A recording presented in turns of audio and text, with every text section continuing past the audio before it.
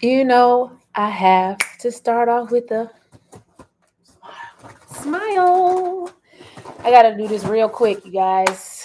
I had to hurry up because I do have class tonight. So I have to make sure that I get there. I have my business coaching class. So I am about to be underlay. If you don't know who I am, my name is Toria Howard. I am a realtor here in Memphis, Tennessee, originally from Detroit, Michigan. What up, though, to all of my Detroit people? But I do commercial funding. I also do business funding, and I also do credit repair as well. So, but today we're talking about real estate and the real estate market. So, drop a one in the comments if you're watching this live, and I really appreciate it. Drop a two if you are new to my live, and drop a three if you're watching the replay. And just my lighting and stuff. I had to hurry up because I got to be on time. I like to be on time for class. So, talking about the real estate market, let's talk about what's on the market right now, what's going on in the Memphis market. So, right now you have 275 new listings. 225 listings have sold. Hi, Kenny. I know I didn't get a chance to call you today. My phone was ringing off the hook today. And then it's 156 pending. So, real estate is still moving, just to let you know. So you have 275 new listings, 225 that has sold in the last 7 days. This is the last 7 days, and then 156 that is pending, meaning that they are about to go in escrow or under contract. When they're under contract, they're about to go to closing. So that is what's going on with that. So as far as some tips for first-time home buyers, I'm gonna give you a few here. I found 21 first-time home buyer tips. Now, of course, there are a lot of factors that come into this. Man, well, you know what? Matter of fact, I'll start with the sellers first. Start with the sellers first. So, if you're thinking about selling, here are some things that you can do to spruce up your living. So, a lot of people do count out paint. Painting is such a huge factor when you're talking about selling your home and sprucing up your home. It can give it a whole new fresh look, just a coat of paint. So here are 5 ways to use paint to transform your home. If you're thinking about selling, I would love to help. So one, paint a bold accent wall. A little goes a long way. Accent walls are very popular these days. I like the ones that has like the dimensional, like the 3D dimensional kind of shapes and stuff on them. That's just my preference. That comes like this, like it's coming off the wall. Some of them like them flat, but the accent wall is always great. Two, reface your kitchen cabinets or islands. You do not have to basically replace. If you have good sturdy wood cabinets, all you need to do is paint them. Take the reface them, paint them, and change out the hardware. That'll go a long way. Paint your front door inside and out. Like a good paint. Have you noticed like the trend now is like bright, bold door colors because that's what makes your house stand out. That's part of the curb appeal. So paint your front door a nice, color. My one of my best friends, her door is like a salmon color, kind of like a little lighter than my dress. And four, hit the reset button with the neutral color, especially if you're trying to appeal to home buyers. So you can have an accent wall, but all the rest of them, make sure that they're neutral. Grays, whites, light blues, stuff like that will work. And five, refresh scuff baseboards and trim with a fresh coat of white. Um, Baseboards, having clean baseboards, people notice those things. Like people don't think that people notice, but people really notice those type of things when they walk into a home. Like if the baseboards are clean, if they are messed up, they're peeling. So paint the best baseboards. So if you're looking to sell, that's just some tips to spruce up your by just adding some paint. Now, oh, let me back up. Let's talk about the mortgage loan rates. I always try to talk about that as well. So if you're looking to buy, here are the mortgage loan rates as of today. Like I said, they're changing weekly. No telling what they're gonna be next week. So So like I always say, if you have a 740 and above, it doesn't matter. Your interest rate is going to be the same if you had a 740, if you had an 850. So right now for a 30-year fixed mortgage, you have a 6% um, rate right now. If you're at 620, 639, it's at a 6.1%. If you had a 700, it's a 6.4%. So you see it went up 0.3% by just dropping down a few points. And then 680 to 699, it's a 6.6. Then you have, if you had a 660 to 669, you had a 7.1 at this point. And then 640, that's the lowest I'm going to go, is you had a 7.2. So it's a whole 1% change from being at a 740 to a 640. A whole 1% change. And I know 1% change, that doesn't sound, yes, it does. It adds up because you got to think about it. This is monthly, okay? Monthly payments are going to be more in the long run. Well, in the beginning anyway, but it's going to be more and you're going to spend more on that home. Now, some home buyer tips. There's 21 of them. I'm going to give you the first few right now, and then I'll continue in next week because, like I said, I got class to get to. So start early. Getting your mortgage requirements, you know, are all the way together. One thing I tell my clients to do now is, and something that I've just recently learned, is go make a relationship with the loan officers and find out who is the underwriters. The underwriters are the ones that make the decisions. So make friends with those people. Go up to your local bank, local banks, not the big banks. Use the local banks. They have more, they usually give more money, in my opinion, from what I've experienced. So make sure you go check out your local banks and get to know those people. Have a relationship with the loan officer, find out who the underwriters are, have a relationship with those people because those are the people that make or break your loan. And then they might give you a little leeway once give them a little, relationship, bring them some candy, find out what they like, some coffee one day, and just pick their brain. Ask them what the requirements are. Ask them, what do you need to have on your credit report? Ask them all these things so then you could be ready. So, of course, start working on your credit as soon as possible. So, you want to get your credit score to a 740 or above.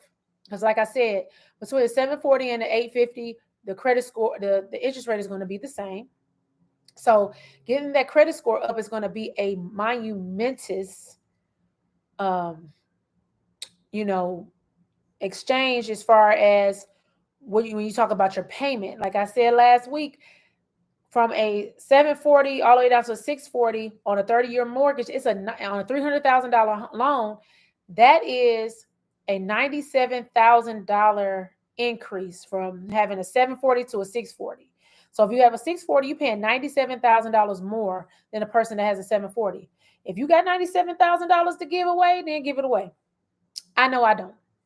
So I'm going to work on it's better to invest in yourself up front and then not have to pay for it in the end. So make sure that you're working on your credit. Make sure your credit profile has the right credit cards. You have enough credit on there. You got to at least have 3 to 5 trade lines. 5 is probably best. Having a mixture, personal loans, revolving loans. Installment accounts. Those different things, not just credit cards. You can have a lot of credit cards, but you need to have a mix. Personal loans don't. A lot of people are scared of personal loans, but personal loans do not attack your utilization. That is one of the biggest parts of your credit score. So getting a personal loan, paying off your credit cards, and I'm going to give you a credit card hack in a minute, will help you be able to get that boost, that score, because that credit card utilization and those late payments will kill you. So you need to make sure that you don't have no late payments and your utilization down to 6% when you were talking about 3 months out. When you're 3 months out, because they take 3 months of bank savings. So say for instance, if you wanted to buy a house in October, June, July, August, well, it'll be July, August, September. So those 3 months need to show 6% utilization for your credit cards. You need to have positive balances. Hi, a little bit. One of my favorites, one of my basketball girls. So you have to have 3 months of your bank statements, 3 months of your credit card statements. All of them need to be, you have no NFS charges, no excessive spending, and keep the credit card utilization to 6%. Now you can spin it up if you want to, but in between, I'm gonna give you this hack in a second. So just make sure that you're keeping it down to 6% when you're on your 3 months out from being ready to get that loan. Decide how much home you can afford. Think about your rent now. If your rent is too much now, that means you need to figure out if the mortgage is going to be too much. And I am going to talk about something about that as well. Explore your mortgage options. There are plenty of options, and it's based on your credit score. So you need to make sure that you're getting your credit score to where you want it to be.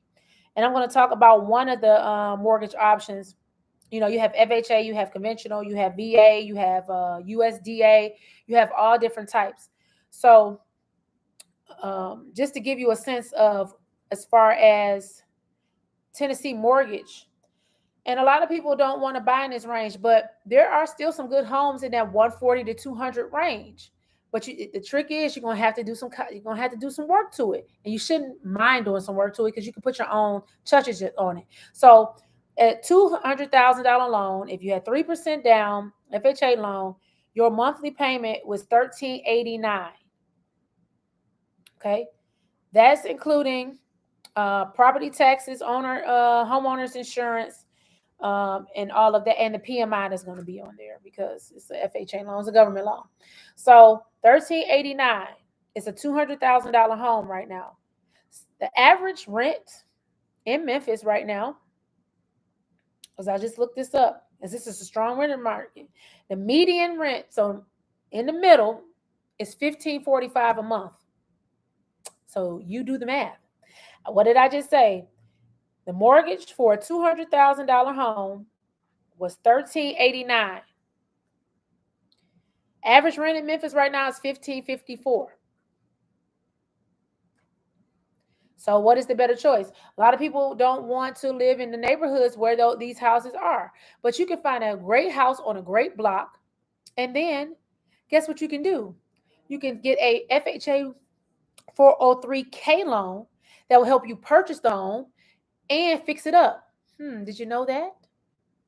People like, I don't want the house, it's raggedy, isn't it? You have options. That's why I said check your mortgage options.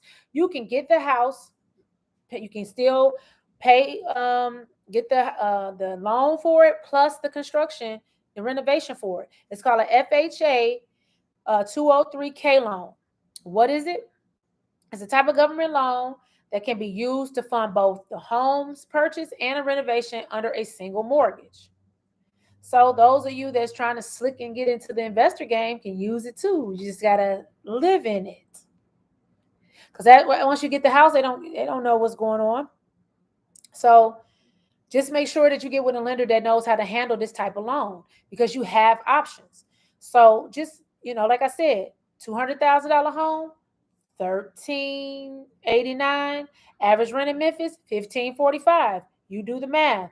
So if we took this down to 140,000 at 3%, it's $4,200. $4,200 down. You can save $4,200. You just have to sacrifice some time. But if you get $140,000 home, get the 403k loan, your payments will be a little bit higher with the construction. But if you got the $140,000 house, that's $1043 a month. Average rent in Memphis, $15.45. You do the math. So you have mortgage options. So you got to stop looking at these homes as like, oh, they're raggedy. I don't want that. I don't want this. I don't want that. People are sleeping on Whitehaven. There's good parts of Whitehaven, different parts of East Memphis that you can live in for you can find these different prices of homes. Some in the Raleigh area. People sleeping on Raleigh. Raleigh is coming up. Anytime they put a new structure, Like they put that municipal building, whatever that is, with the skate park and all of that. When you see a landmark or something like that, they're planning something big in that neighborhood, in that city. It never fails. So you need to be mindful. All of you bougie folks that want to come out to Cordova and they'll be in Bartland, go to Mississippi and do all these different things and can't afford it, you can get buy into neighborhoods that are up and coming, buy into neighborhoods that are up and coming, and get the 403k loan, fix the house up, live in it, and there you go. Anytime they put a major structure in a city, in a neighborhood, they're doing something big in that neighborhood. They're building the neighborhood back up. They're not going to put some type of landmark, big, beautiful buildings and all of that in a neighborhood. They're going to leave behind. Okay. I got class tonight a little bit. I had to call you later after I get out of class. But yeah, so be mindful. Like you gotta stop. People gotta have an open mind. Open your mind up. There are different mortgage options. You don't want to live in these certain neighborhoods, but these certain neighborhoods are up and coming. There's good places in Whitehaven, Raleigh, the Bartlett Raleigh area. Some even in Orange Mound. They are building a structure in Orange Mound, a multi-million-dollar structure in Orange Mound on the hush. But nobody don't want to. I don't have no sound on my Instagram. Why? So I've been talking all this long time and no sound. That's crazy. Well, thank you for letting me know. Can you hear me now? Why I don't have any sound on my Instagram? That sucks. I got to keep it moving. Turn all the way up. I did. I don't know why I don't have sound. That's crazy. I don't know. Well, thank you for telling me because I sure been talking. Well, you the only one on here. But anyway, so yeah, just make sure that you look into the different mortgage options and stop being so closed-minded, so that you don't have what you don't everybody got this idea of what they want in their mind about their dream home, but you're not open to build your own dream home by what's out there already by getting this type of loan. 403k loans help you purchase the home and fix it up. So stop being so closed-minded. Stop thinking like, oh, I don't want to live in the hood and all that. No, who wants to live in the hood? But find a nice house on a good block that has good bones. Get the loan, fix it up. You have it. Um, what else I wanted to go over? Yeah, because average home prices in Memphis is 417,500. If you can't afford for a $400,000 home right now, that's why I said that $140,000 to $200 range, you can still find a house with good bones that you can go and take and fix up and do the things that you need to do with it and make it into your dream home. Have the nice kitchen, pick your floors, pick your paint, pick your all of that type of stuff. Get brand new windows, doors, HVAC, electrical, all of that. You have a brand new house. But, whatever. Well, the average home price is 225, but in the River Oaks area, it's 417,500. So that's out here in Cordova. So most affordable neighborhood in Memphis for buying a home is Nutbush, where the median home price is 75,000. I know that's the hood. I know it's the hood, but it's nothing wrong with it. The thing is, everybody want to go run away from the hood, and guess what? Everybody else is about to do.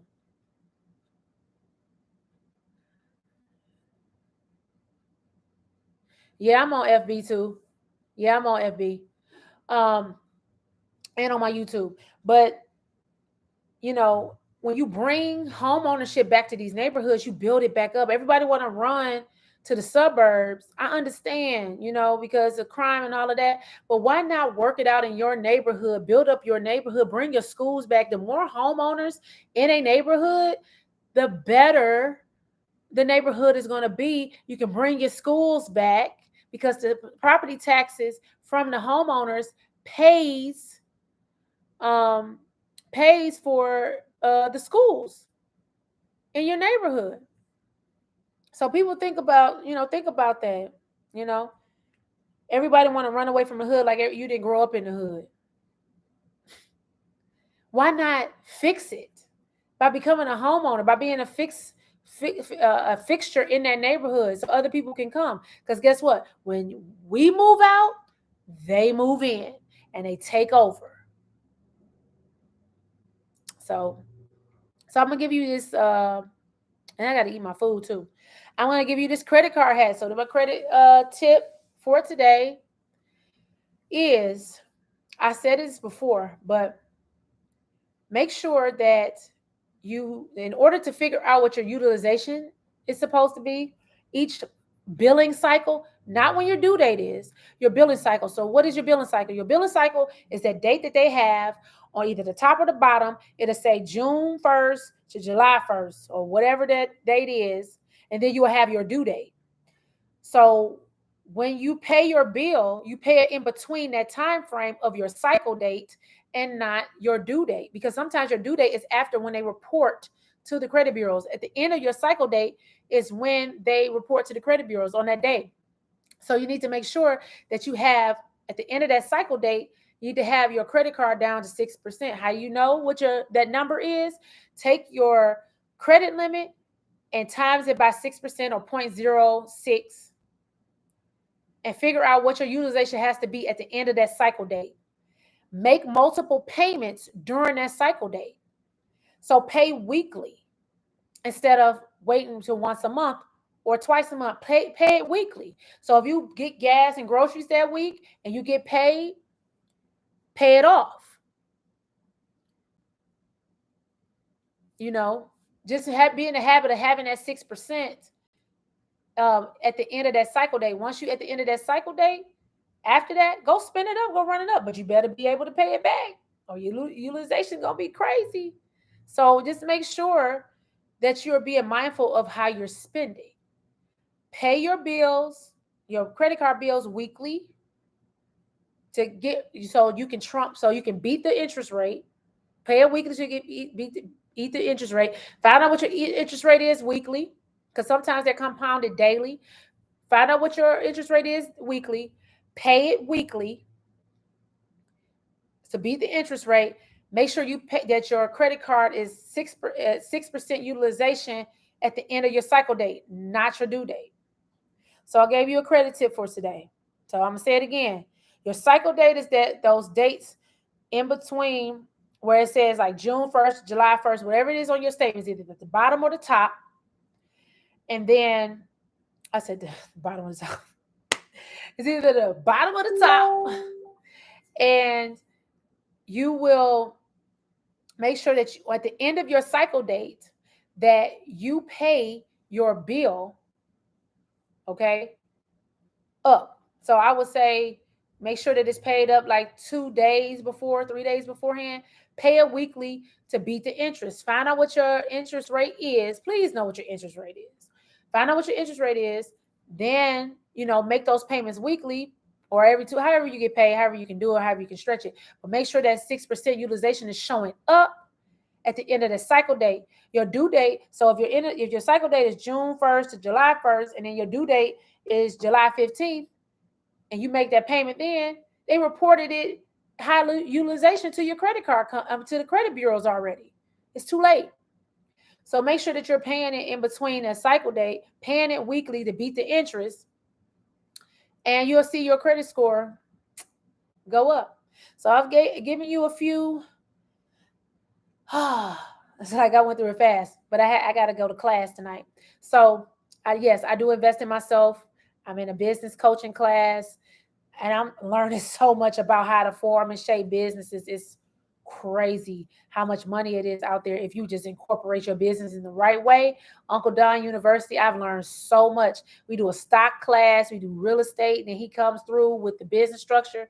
It's all in one. If you're interested in it, you can make a comment. You can DM me, send me a message on Facebook, Instagram, or whatever. And I can give you some details about that because the class is phenomenal. If you are a business owner and you don't have a business coach, I'm telling you, this man know how to build multi-million-dollar companies in less than 12 months. I'm attaching myself to great people. You should too. But I say all that to say, make sure if you're on the way to home ownership and you're thinking about it, 3 months of bank statements, 3 months of credit card statements is what they're going to look for. No NFS charges, no late payments, no collections. Um, Make sure that you keep your utilization down and that is reporting. Do that cycle date, 6% or less, because you got to keep something on there. And then make sure that you get with the right lender. If you find a house that has good bones, don't be afraid to get that FHA 403 K loan. You can buy the house, fix it up, and you can make it into your dream home. If you cannot find your dream home on your budget that you can afford, think about the FHA 403K loan. Buying a home in a neighborhood on a great block with great bones and fixing it up. Then you get to put all the stuff that you want in it. Don't go over budget, but you get to put all the stuff that you want in it. So open your mind up. If you can't afford a house in the dream neighborhood and you still want to be a homeowner, don't let that stop you. There are mortgage options. Make sure that you tap into that. Don't be afraid to tap into that. And also, if you have a 740 and above, your interest rate is going to be the same regardless if you have a 740 or 850. So you need to make sure that you get your credit score up to a 740 or above to make sure that you can get the best interest rate. Yes, I know the interest rates are high right now, but if you are into home ownership, you have to eat it, increase your income, drop your debt, or at least drop your debt. If you drop your debt, you can keep your income the same, but you got to drop that debt. That debt to income ratio will kill you. So make sure that you're dropping your debt. Sometimes you have to prioritize. Don't go out to eat as much. Don't hang out with your friends as much. If you want to be a homeowner, you have to change your mindset. Point blank in the period. Change your mindset. Make those sacrifices and don't be afraid to make those sacrifices. Why does it seem like I got dark on Facebook? But anyway, I say that to say this. I hope that was good information. Like, comment, share. I would really appreciate if you thought this was some good information. Drop a 1 in the comments if this was good information. I really appreciate it. Oh, I didn't even see that comment. What do you recommend for a multi-unit less than 150K? I didn't even see that comment on my YouTube, but I will say this. What do you recommend for a multi-unit? It's hard to find a multi-unit under 150K. Depending on where you are, Memphis, you can find some. Kansas City is a good market. Alabama is a good market to find those type of multi-units in under 150K. I'm trying to see who else. That's all I can think of right now as far as multi-units under 150K. Memphis, Kansas City, some like Huntsville, some places in Alabama. So that will be your best bet for that. So I'm gonna put it in my comments section and reply back to JT, whoever that is. Thank you for JT. I had 2 people on my live today. Well, one more person just popped in. I appreciate it. But you have to go back and watch it because I gotta go to class now. Like I said, Uncle Don, if you're interested, just hit me up and let me know. And like I said, my name is Toria Howard. I am a real estate investor. I'm a realtor here in Memphis, Tennessee, where I can help you with commercial and residential. I can help you with commercial all across the United States, though. I am a commercial loan broker. So if you want to invest in real estate and other commercial projects, I have the funding for that. If you have a business and you need business funding, I can help you with that. There are qualifications that you will have to abide by. I just got a qualification today, and they got funded today. So same day, you will have to fill out it takes 1 business day for the application, but you can get funded the same day once the application goes through. And I'm also in credit restoration financial literacy. So if any of my services resonates with you, you can leave me. My link is in my digital card is attached to my Facebook. On my Instagram, it's in my link. On my YouTube, just hit me in the comments and I'll come back for you because I forgot to put my link in there so you can see that. But I'm gonna go back and put my link in before I finish it. And I appreciate you guys, and I'll see you tomorrow for Wealth Wednesday. But give me what's the topic should I talk about, R. Kenny? I think you're the only one still on here. Give me a topic and then text it to me. What I should talk about for Wealth Wednesday tomorrow or Winning Wednesday, whatever the case may be. I bid y'all adieu, as Shakespeare would say in my English teacher mannerism. Love y'all. Bye.